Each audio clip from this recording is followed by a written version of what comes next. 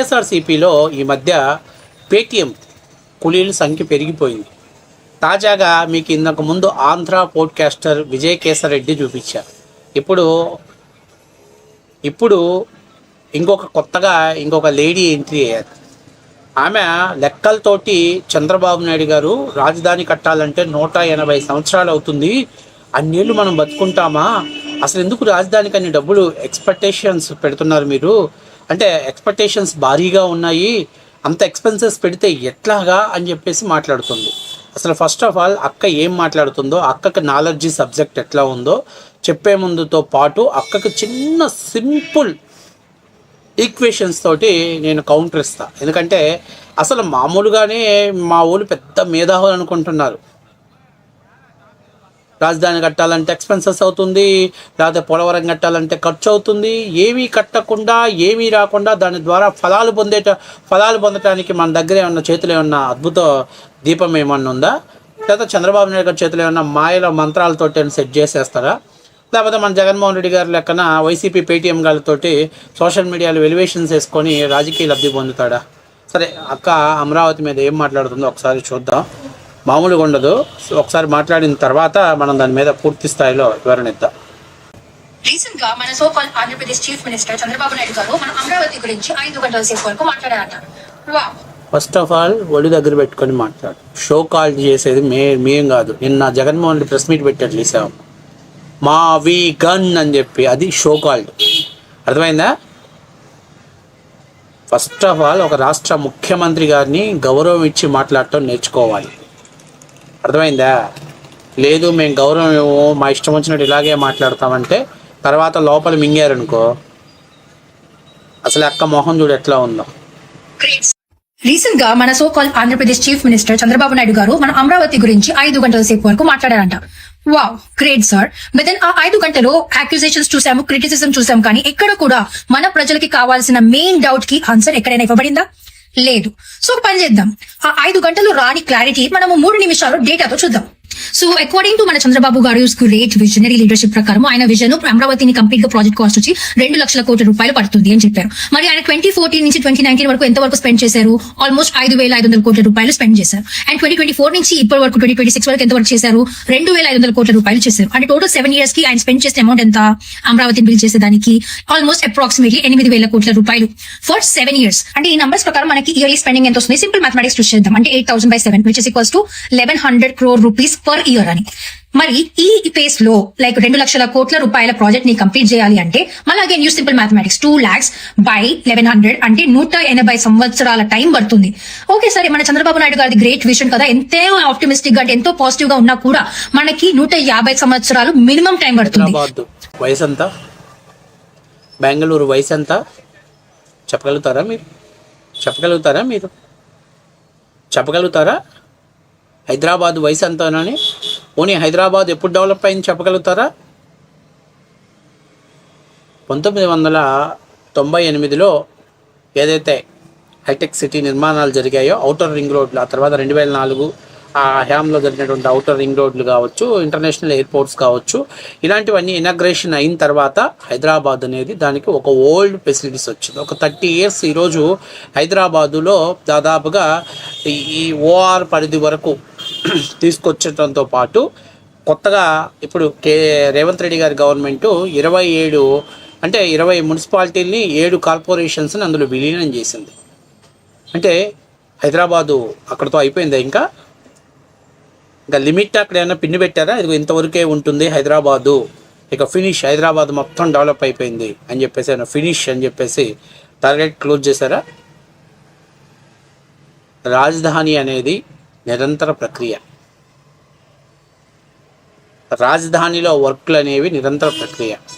రాజధాని ఒక పిన్, ఒక మార్గం. ఇప్పుడు హైదరాబాదు ఇక్కడ ఉంది అని చెప్పి మనం డిసైడ్ అయిన తర్వాత ఆ చుట్టూ సరౌండింగ్స్ ఉన్నటువంటి ఒక 10 kilometers మాత్రమే గవర్నమెంట్ ఫస్ట్ ఆఫ్ ఆల్ దాన్ని డెవలప్మెంట్ చేసుకోవాల్సిన బాధ్యత. ఆ తర్వాత రిమైనింగ్ వెంట ఆటోమేటిక్గా డెవలప్మెంట్ అయిపోతుంది. ఈరోజు ఆంధ్రప్రదేశ్లో కూడా అమరావతి పరిస్థితి అదే.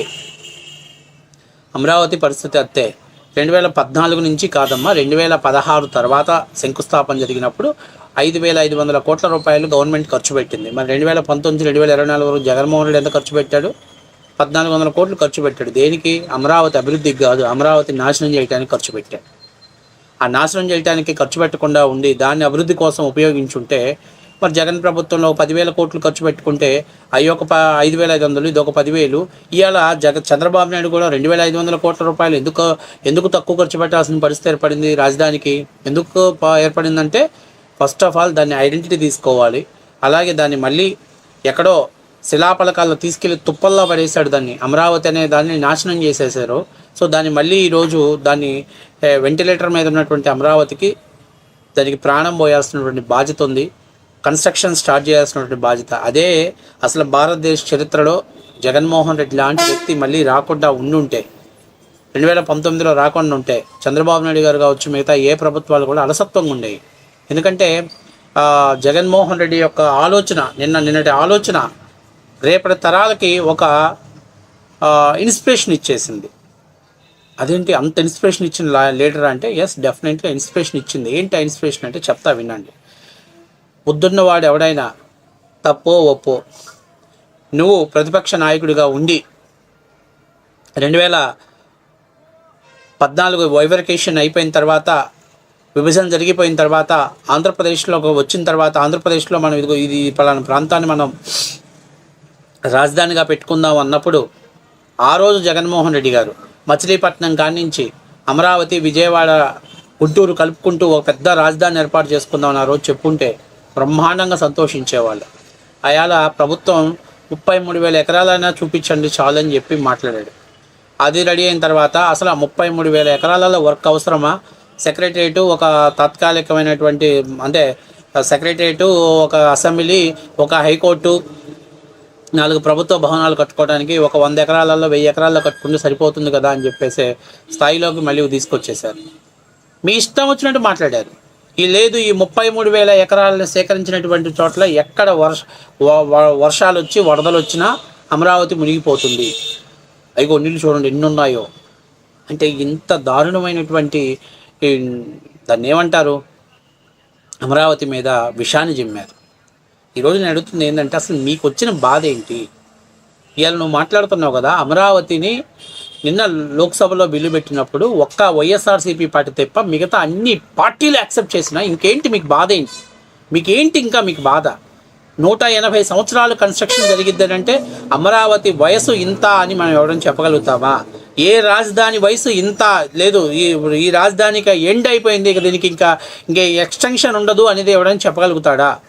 బెంగళూరు కూడా ఈరోజు చివరికి నాకు తెలిసి ఏపీ బోర్డర్ అయినా కూడా ఆశ్చర్యపోవాల్సిన పని లేదు. ఇంకొక 20-25 ఇయర్స్లోకి అది కనెక్ట్ అయ్యేటువంటి అవకాశం ఉంది. సిగ్గుండాలి కనీసం మనం మాట్లాడటానికి. ఏం మాట్లాడతారు? కనీసం అవగాహన లేనటువంటి మాటలు. ఏదో 4 లెక్కలు తీసుకొచ్చేసి 1000 కోట్లు ఖర్చు పెట్టేశాడు. అరే, అక్కడ కన్స్ట్రక్షన్ వర్క్ స్టార్ట్ అయ్యి మౌలిక వసతులు ప్రభుత్వాలు కల్పించుకుంటే వచ్చేటువంటి కంపెనీలు అక్కడ పెట్టుబడులు పెట్టడానికి వస్తాయి. 2 లక్షల కోట్లు చంద్రబాబు నాయుడు రాష్ట్ర ప్రభుత్వ ప్రజల దగ్గర నుంచి పెట్టరు, పబ్లిక్ ప్రైవేట్ పార్ట్నర్షిప్స్లో వస్తాయి. ఇప్పుడు నేను ఒకటి చెప్తున్నా మీకు, విట్ కాలేజ్ అక్కడ ఏర్పాటు చేశారు, అమృత ఒకటి ఏర్పాటు చేశారు. ఇలాంటి వ్యవస్థలు అక్కడ ఆ కాలేజీలు ఏర్పాటు చేయాలంటే అక్కడ వాళ్ళు 100 నుంచి 250 కోట్ల రూపాయలు ఇన్వెస్ట్మెంట్ చేస్తారు. ఇవన్నీ కూడా కన్స్ట్రక్షన్స్ వర్కర్లను మీరు 2 లక్షల కోట్లు ప్రభుత్వం తీసుకెళ్ళి అక్కడ ఖర్చు పెడుతుంది అనుకోవటం మూర్ఖత్వం లాంటిది. ప్రభుత్వం దానికి ఒక భద్రత కల్పించాలి. ఇదే క్యాపిటల్ అనేటువంటి భద్రత కల్పించాలి. దానికి రైల్ కమ్ రోడ్ కనెక్టివిటీ ఏర్పాటు చేయించాలి. అలాగే దానికి మౌలిక వసతులు ఏర్పాటు చేయించాలి. అలాగే అక్కడ నివసించే వాటికి డ్రింకింగ్ వాటర్ ఫెసిలిటీస్ ప్రొవైడ్ చేయించాలి. అలాగే వాళ్ళు వాడుకోవటానికి ఉపయోగపడేటువంటి వాటర్ ఫెసిలిటీస్ ప్రొవైడ్ చేయించాలి. అలాగే కరెంటు ఇలాంటి సప్లైస్కి ఇబ్బంది లేకుండా చేయాల్సినటువంటి బాధ్యత ప్రభుత్వం. అంటే మౌలిక వసతులు కల్పించడం ప్రభుత్వ బాధ్యత. ఆ తర్వాత ఆ ప్రభుత్వం అక్కడ ఉన్నటువంటి ఫెసిలిటీస్ని బట్టి, అక్కడ ఉన్నటువంటి అవకాశాలను బట్టి రాజధాని అనేది శరవేగంగా అభివృద్ధి చెందుతుంది. సిగ్గుంటారు, ఏదేదో మాట్లాడుతుంటారు, ఏదేదో సొల్లు మాటలు చెప్పుకుంటూ ఉంటారు. అంటే వీళ్ళంతా ఈ మధ్య కొంతమంది లేడీస్ని చూశాను నేను. ఈ లేడీస్ అంతా కూడా ఏయో చిలకలూరుపేటలో ఫుడ్ యాప్స్ ఇలాంటి ప్రమోట్ చేసుకున్న అందరిని తీసుకొచ్చి సోషల్ మీడియాలో తీసుకొచ్చి లెక్కలతోటి ఇదిగో ఇది ఇంత అవుద్ది. సరే నేనేమంటున్నానంటే, నేను ఒక షార్ట్ కట్ చెప్తానని చెప్పాను. ఇప్పుడు నువ్వు పెళ్లి చేసుకున్నావు అనుకో, మీరు ఒక ఇల్లు కొనుక్కోవాలి.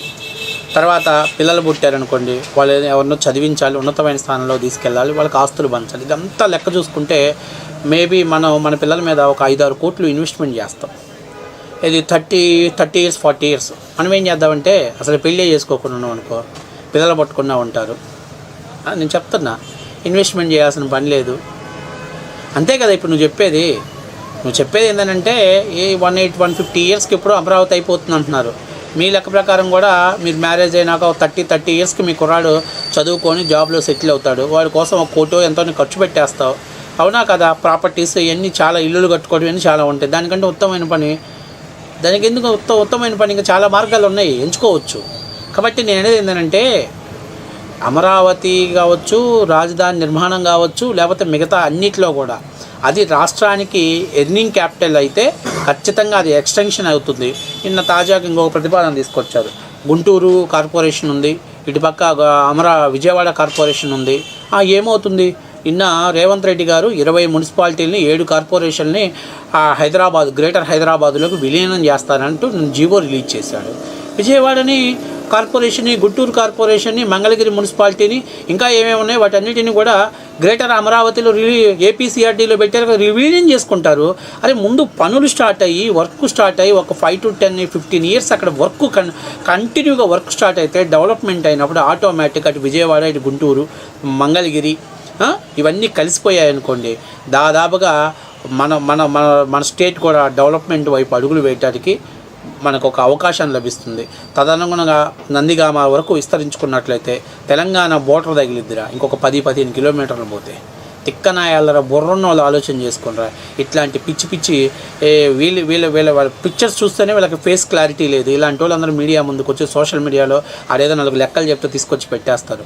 ఏది ఎక్స్పెన్సెస్ కాదు చెప్పండి, ఏది ఎక్స్పెన్సెస్ కాదు, ఏది ఎంత ఎండ్ ఆఫ్ పాయింట్ ఎంతవరకు అవుతుందో చెప్పుకొని చూద్దాం. ఇవన్నీ కూడా ఏంటంటే వాళ్ళకి అవగాహన లేక ఏం మాట్లాడాలో అర్థం కాక చెప్తున్నటువంటి మాటలే.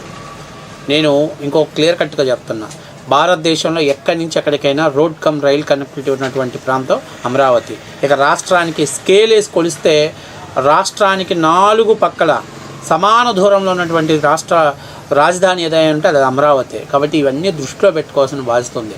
చంద్రబాబు నాయుడు 150 ఏళ్ళు కడతాడా, సంవత్సరానికి 1000 కోట్లు ఖర్చు పెట్టాడే. అరే అసలు మిగతా మధ్యలో ఆ 5 ఏళ్ళు జగన్మోహన్ రెడ్డి మింగబెట్టకుండా ఉంటే ఈరోజు మన రాష్ట్రానికి ఒక ఆకృతి తయారయ్యేదే, ఒక రాజధాని ఇది అనేది ఒక ఫిక్స్డ్ బ్రాండ్ పడేదే, పెట్టుబడులు వచ్చాయి. సెల్ఫ్ ఫైనాన్స్ అని అంటే మౌలిక వసతులు ప్రభుత్వం కల్పించిన తర్వాత అక్కడికి వచ్చేటువంటి కంపెనీలు వాళ్ళకి కావాల్సినటువంటి, నిన్న క్వాంటమ్ వ్యాలీకి ల్యాండ్స్ అక్యూమెంట్ చేశారు, అవి ఎక్కడ? అమరావతి ప్రాంతంలో చేశారు.